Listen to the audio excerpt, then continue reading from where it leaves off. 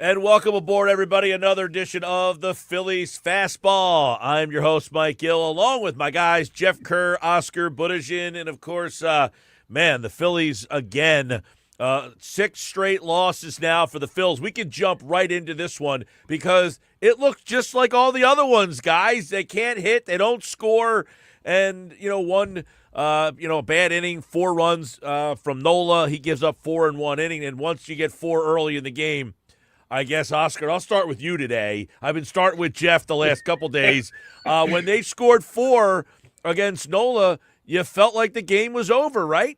I'm going to guarantee a win tonight, guys. How about that? I'm going to starting with this. I'm guaranteeing Jesus Luzardo is going to have the best start of the year, and he's going to do a tremendous job, and the Phillies are going to win today. But let's start there. Look, Mike, more of the same, right? More of the same. The hitting, we only got 1 run, 6 hits. We from runners on base, 0 for 7 with runners in scoring position. We left 10 on base. Look, we were 0 for 12 in the series against the Braves. We're 0 for 7 today or yesterday. The hitting is absolutely not there, and Nola didn't have it yesterday. I mean, that's as simple as that. When you look at 4 base on balls, he just didn't have it. So more of the same. Jeff, they scored 4 runs in the second inning. Yeah, they scored 4 runs in the second inning. The Cubs did, and just like Oscar, you felt like the game was over because of all the deficiencies that I'm sure you're about to point out. 5 sip, and that's it. Game over. 0 for their last 22 with runners in scoring position. 2 for their last 28 during the 6-game losing streak.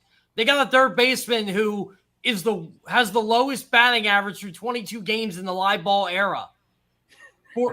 He's on this team, and people want him benched. Well, guess what? The guy that you wanted him benched for is in the minors right now. Can't swing the bat.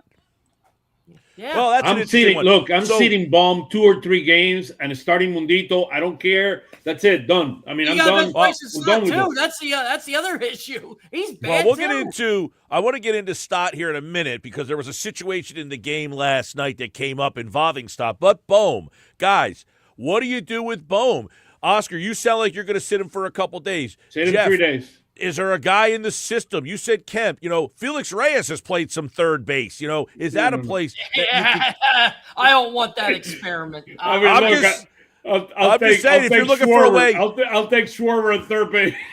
I'm just saying, if you're looking for a way to get Bohm a day to sit, they got a couple of options. Kemp can play third. Sosa can play third. Yes, as I mentioned, Reyes has played, about 100 games of third base. Again, I don't think the Phillies see him as a third baseman. No, they definitely do not.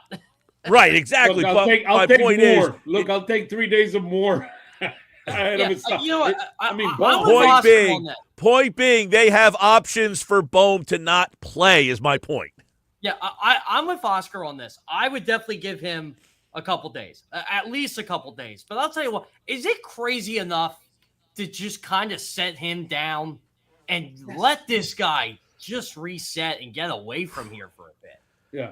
Roger McNamee, that is in Phillies Weekly, have said that a number of times that maybe send him down. I mean, send him down to wake up and get those bats waking up. And until he wakes up, he stays in the minors. You know what? They did this with Brett Myers back in 2008. Remember Brett Myers? He moved to the bullpen, went back to being a starter, was horrible. And Brett Myers was a good pitcher here for a lot of years. He was in year 7, like Alec Bohm. A lot of You did it with March last year.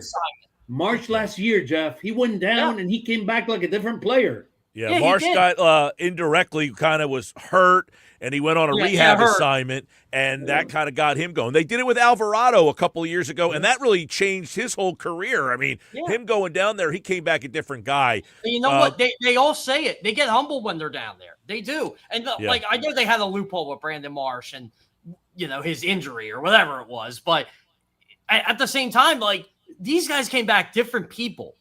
They had different personalities. It was like, okay, let's reset here. Let's do what got us here. Alec Bohm needs to do that. Listen, I agree. Bohm has been, and by the way, the sad part is Bohm is a big key to this team, and it's one of the reasons why you're really struggling. 0 for 3 last night. He struck out. He did walk. He's hitting 133, a 401 OPS from a corner infielder, Alec Bohm. And then Stott's the other guy. I mean, he did have a hit last night, and then there's a moment in the game where they had a lefty on the mound, and Stott comes to the plate, and they allowed him to hit. What were you guys thinking at that moment? You know what I was thinking? Why is Felix Reyes on this team? Exactly, and you got Sosa on the bench as well. I mean, to come in and back up defensively afterwards. Yeah, I mean, I think a lot of people were wondering because, guys, the Phillies are so by the book. I mean, usually, and in this instance, they let Stott come up against Milner with a couple guys on base. You know, you got Harper who ends up walking, and Bohm somehow gets, so you have 2 on with 2 outs, and Stott comes up in the 8th, and they let him hit in that spot, and he ends up, I think he popped out to third base or something, right? Let me throw you an idea, guys. At bat too. Let me throw you an idea. And I know this could be dynamic. Why don't you send DFA more and bring Stubby up? This team seems lifeless. This clubhouse, this dugout. Bring him in. Remember before the year they were thinking about bringing up 3 catchers, and everybody looked at them like they were insane? It doesn't look that insane right now. Yeah, I mean, and Stubby is a clubhouse guy. He brings the dynamic. Remember how he played out with March in the minors last year, and how March. I mean, look, Stubby. This clubhouse, more than the lineup, this clubhouse needs Stubby in there to start bringing some level of energy. I mean, we lost. We're playing lifeless. He has a really good relationship with Painter, too. Oh, by the way, like the guys who have life in that clubhouse are the young kids. Crawford. I mean, Painter's always been kind of all business, but Crawford's always got a smile. I know Kemp always said, and he's a businessman like too, but I feel like everybody's getting ingrained in that right now. It's like when Stubby's there, it's, oh man, you came to see me today. You know, that type of stuff. It's a different vibe. It's a different vibe. This team needs a different vibe. There's 2 things here. Right. Yes. Stubbs, certainly. We talked about Dylan Moore. He is not needed on this team. They don't need a super utility guy to play. They need a guy that can play. They don't need a guy that can just be here.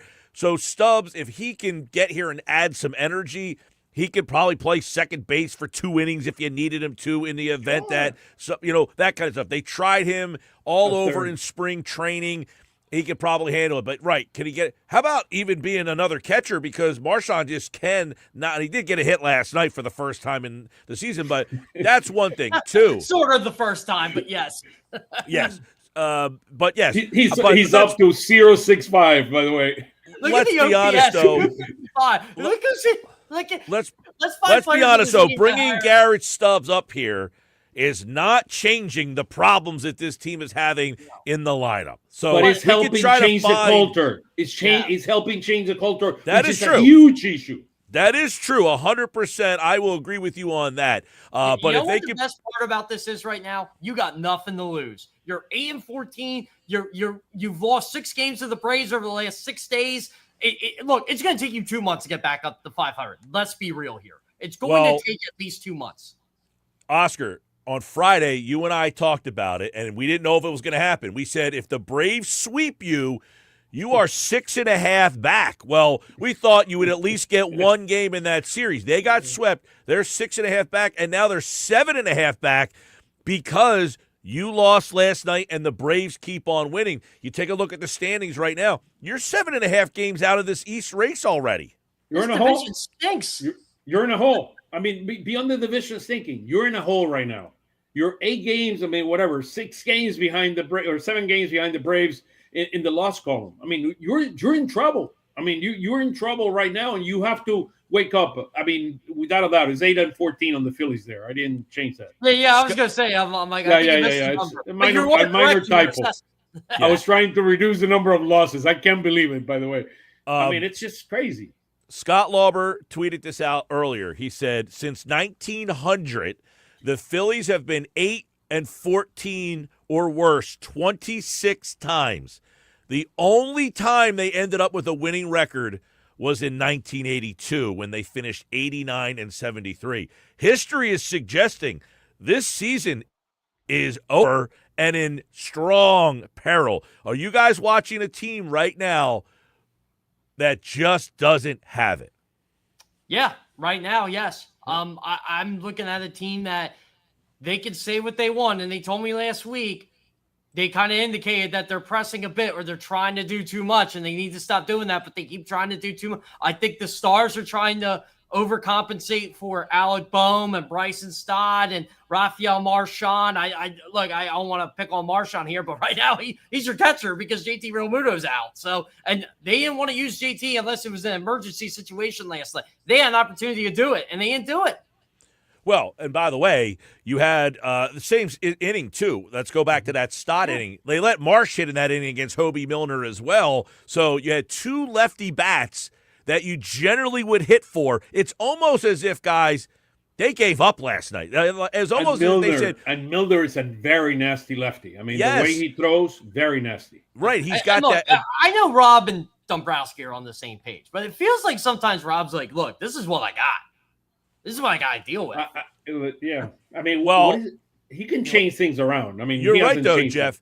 Jeff, you're right. They are on the same page, but usually that page says if Marsh comes up late in the game against a lefty, you're going to hit for him. And they let Marsh hit last night, and they let Stott hit. So it was almost as if. Do you think that goes down to what do I got to lose at this point? It was almost as if Thompson said, listen, I've been trying it, going by the book. This time I'm just going to let these guys hit. And now everybody's up in the arms. And why would you let those guys hit? Yeah, it's funny. Everybody wants the feel until you actually do the feel. Then you realize the feel doesn't work. Guys, he can't win, but let's talk about Thompson and the situation. Where they are, you've lost, 7 straight now, 6 straight, you're 7.5 back. They fired Joe Girardi on June the 2nd. They were 22-28. How long can you let this team play this lifeless? Here's the thing. Joe Girardi never won here. They were bad the first year they had him. They missed the playoffs in the COVID year when 16 teams made it. Then they were 82-80 in 2021 and missed the play. So you knew what you had. And Joe Girardi was as lifeless as they come. And Rob Thompson was on that staff, by the way. Uh-huh. They gave Rob Thompson a chance not even to save the season. It's like, no, let's just get us through the year. And he got into the World Series, and they've been winning ever since. And I said yesterday, they've had 2 stretches this bad in the Rob Thompson era. At the end of 2022, they rallied, they beat Washington. All they needed to do was win a couple games. They made the playoffs, and they made the World Series. We know what? 2023, they had a bad stretch. They rallied to make the NLCS, and this year feels a little different for some reason. I don't know why. I'm in the clubhouse. It's because everybody's kind of fine, but maybe they shouldn't be fine. Well, we were talking about this the other day, and we suggested that sometimes you need to do something to make the players uncomfortable. Take away something that they really like. They like Rob Thompson. They like Kevin Long. Maybe you have to do something to say, guys lost their jobs. Are we at that point? Look, I don't think so. I look, in my opinion, it would be a huge mistake if we let Topper go. Topper is one of the most organized guys. I prefer to do other things, like I just told you, bringing Stubby up and trying to change a little bit of the culture in that clubhouse. Maybe you send Alec Boehm down for a week or for 10 days, right? And then you bring Stubby up and start changing the culture of this team and making people accountable. I mean, in the sense that will send to me a message that said, "Hey, we got to okay." I want to. And then you keep more. You keep more because he can play third base, right? And you can keep him while Alec Boehm is down there, and then when he comes back up, and then you can let him go. I mean, but you need to make some changes because whatever you're doing right now, it ain't working. I got you, and I'm just giving you a lot of stuff that my radio listeners send in every single day. The lack of accountability. Last night, Bryce Harper, let's be honest, there's a foul ball. He didn't go after. I mean, he basically gave no effort on that foul ball last night late in the game, and people are saying, don't you have to do something there? At what point, let's say you bring Stubby up and nothing changes. I think that's where Charlie Manuel got a lot of respect by this organization and this fan. Bingo. Even before he won the World Series. Because in that year, in June of that year, Jimmy Rollins did not hustle on a pop-up. And I was there. I'm like, wow, he didn't hustle. And then he didn't come back in. That was like the message. Oh, I don't care who you are. You are the defending MVP of the National League, and I know you're struggling. I have 2 rules, and you just broke one of them. Be on time and hustle. Yep. Well, that's simple. Did you guys watch the Harper play last night thinking the same thing? Yeah, a little bit. It's unfortunate, guys. I mean, it's I agree. It's an accumulation of things. By the way, I don't even think that's a Rob Thompson. I think that's around Major League Baseball right now. I just don't think I mean, what happens if you sit Harper, and I understand, right? I mean, if you Harper, it's complex, guys. This has to do with psychology. I mean, this has to do with a lot of components here. I would prefer to send a message like sending Alec Bohm down than sitting down Harper. And I do understand what you're saying, right? I mean, it's very, very complex. I mean, look, it's complex, but you have to make some changes, and you have to make some changes at an emotional level. This team needs to feel different, and it doesn't feel different. And sending Taiwan Walker down isn't going to send the message. Yeah, exactly. Or sending Otto Kemp down so he can get enough at bats. I mean, you need to make some changes to his lineup. And you know what, though, Mike, to add to your point, right? You brought Felix Reyes up, right? You really could, in theory, send that message and play him at first base and just make it up. Oh, yeah, I gave Harper the day off, even though you know deep down that's well, and Jeff, I said the other day, which I don't know if you guys, look at it the same way I did. He comes up Saturday night, hits a home run. He's the only guy that gives you any offense. And then the next day, he's not in the lineup because of right-handed pitcher. You know what? I would have played him in right field and said, look, you showed up, hit the home run. He gave us a little spark.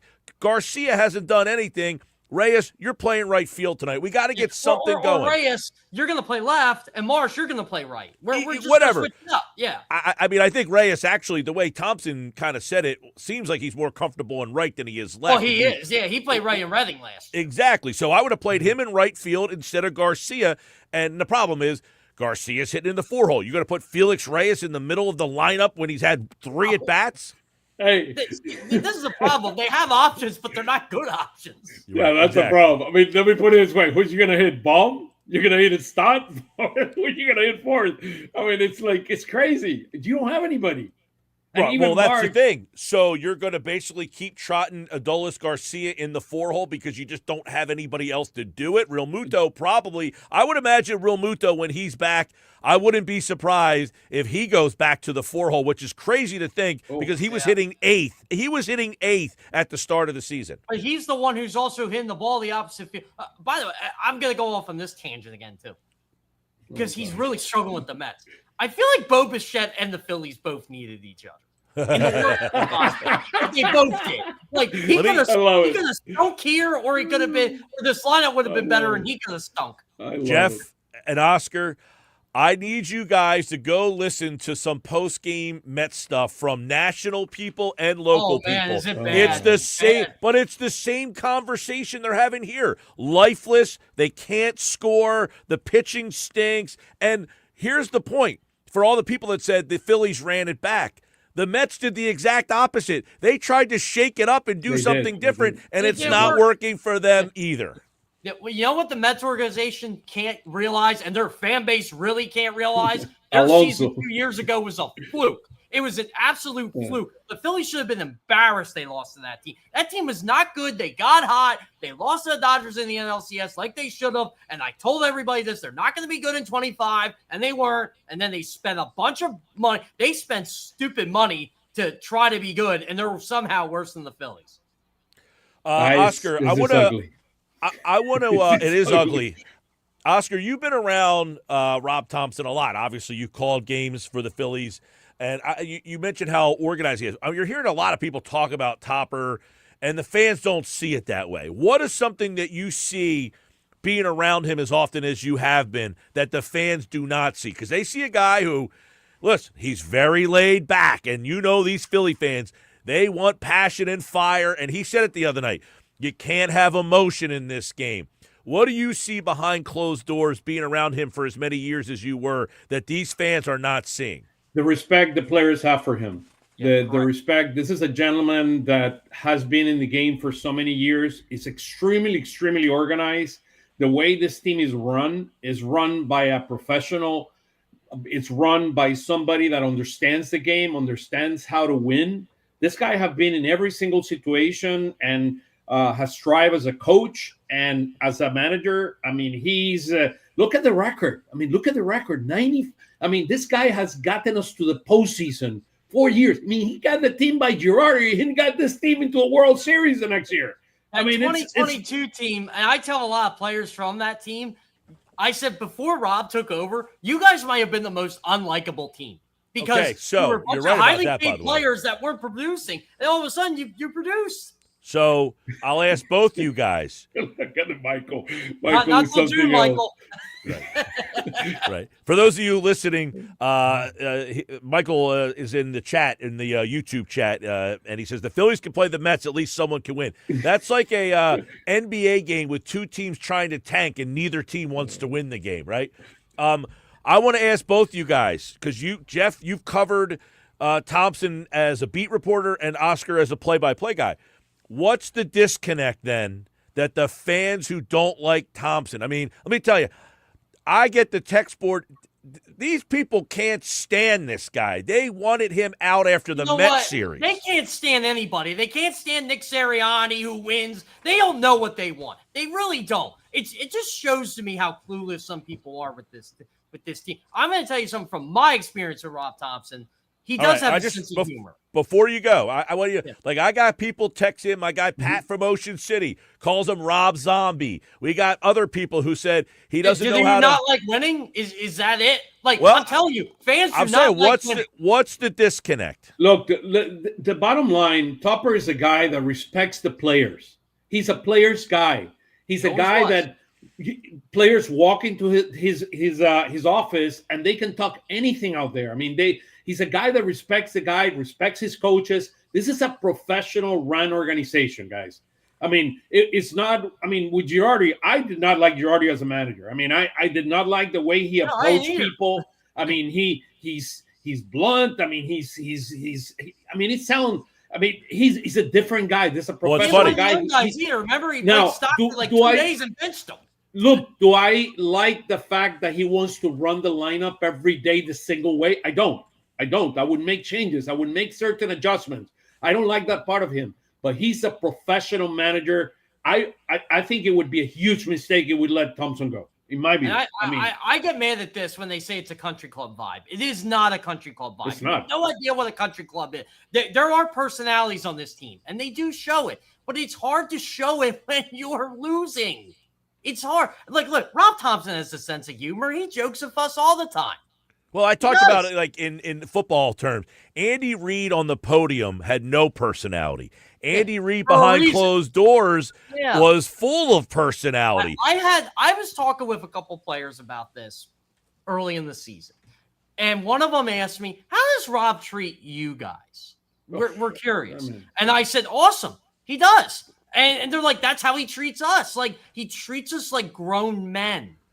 He shakes your hand and said, "Hey, I haven't seen you in a few days. Hope you're doing great." I mean, that's a type. He's a professional. He's a gentleman and he's a professional guy. He respects you and he expects performance from his guys. The bottom line is they're not performing. It's on the players, guys. Period. That's it. It's on the players. Well, I will say, if you listen to the Mets stuff as I brought up, those same kind of things is that this is more on the general manager and how flawed the team was that they built. They got a first baseman who doesn't really play first base. They got a third baseman who doesn't really play third base, and guys who are injured there. We'll wrap up with this. Obviously, tonight, you know, you look at this series. You got the opener tomorrow. I mean, tonight feels like a game that you have got to find a way to win. Yeah. Luzardo. And Imanaga. But Imanaga carved you up last week. So I don't feel good about this one, boys. I don't know about you. I feel good about Luzardo. Luzardo's going to win us. Luzardo's going to have the best game of the year. That ain't saying much because he's had a lot of bad games on. He's gonna have a tremendous start, guys. He's 4-1 against the Cubs, 3.54 ERA at Wrigley Field. He's 2-0 in 3 starters and 0.95 ERA. Here comes the good Luzardo to a shining light on this field. This is where I think, too, a lot of people have it confused. They think the starting pitching is bad because of Taijuan Walker. It is, but everybody else has not been great either outside Christopher Sanchez. All right, well, that's tonight. Imanaga had a night, 11 strikeouts in his last outing against the Phillies last week. Luzardo struggling this season. Can he go back to his winning ways? 0.95 ERA. I do think he's going to have a good game. I do too, but they might lose 1-0. They might lose 1-0 today. By the way, we have scored 2 or less run in 10 out of 22 games. That's incredible. Yeah, when you look at throw the damn towel. Throw the towel. Luzardo, man. Luzardo, vamos. It's your turn, baby. Look at these numbers, it's almost hard to believe. I was looking up stuff last night, and I'm like, this is incredible. Someone pointed out to me today about Alec Bohm when I put Alec Bohm's numbers up there. He goes, I was looking on Savant about his batted ball rate, and like that he goes, I thought I read it wrong. I'm like, no. It's not good. Not good. Guys, Phil's tonight. We'll be back with Phillies Fastball tomorrow. Oscar and Jeff, thanks, man. Take it easy. Let's go Flyers. Let's go Phils.